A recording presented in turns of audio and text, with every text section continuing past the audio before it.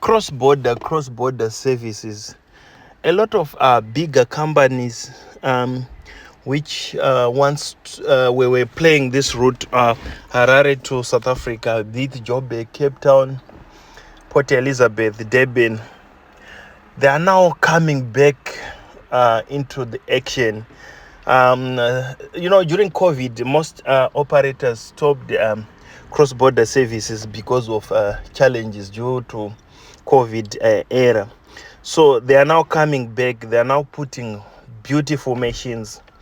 And when they ceased their operation, it didn't mean that people were not traveling. People were still traveling.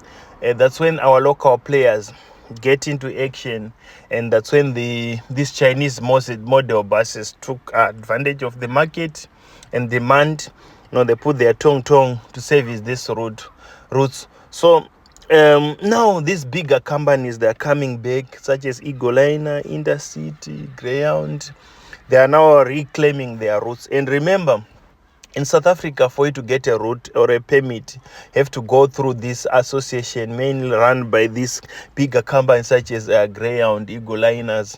So our local players, they don't have the permits. They usually rent the permits. For example, when I was doing Harare Joburg, I used to use Mutsauke or Utawashe permit. I used to hire the permit from them. So my point today is that local players, they need to up their game, because they are using this Chinese model.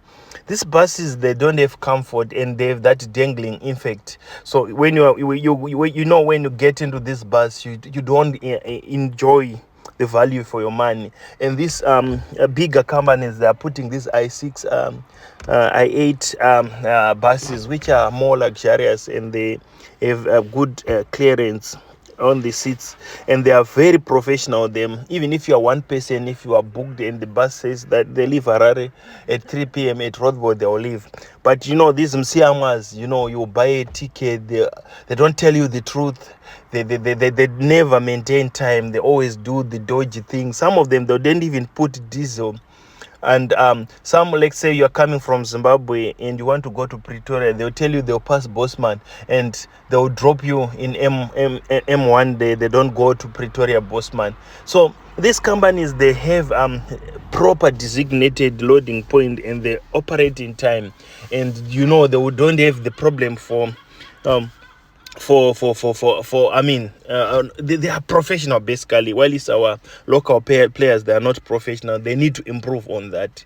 For example, like Cape Town boys, you have to pay mafia for your bus to go. Otherwise, they will follow you and they'll rob the passengers, so that your bus can just get bad reputation. So whenever you load your bus, you have to pay the mafia, so that your bus is protected from Cape Town. So, but basically what I'm trying to say, that local players, they are now under threat. So you have to also make creative routes, such as trip where he's going to Mozambique, Beira.